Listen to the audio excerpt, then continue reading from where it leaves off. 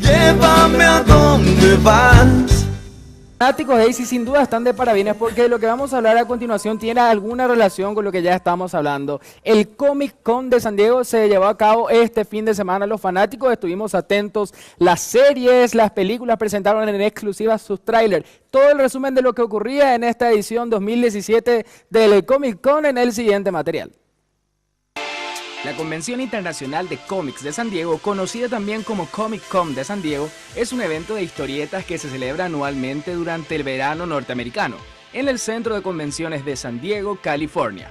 En la edición de este 2017, las sorpresas no faltaron, y los amantes del cómic en todo el mundo vibraron con el evento. Se ha podido ver nuevas imágenes y póster de los esperadísimos estrenos, como Star Wars, Los Últimos Jedi, La Liga de la Justicia.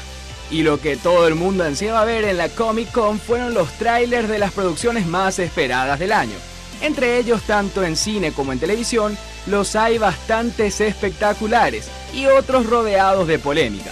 La Liga de la Justicia, Thor, Vikings, The Flash, The Walking Dead y Arrow fueron algunas de las series y películas que presentaron los trailers desatando la emoción en todos los fanáticos del mundo.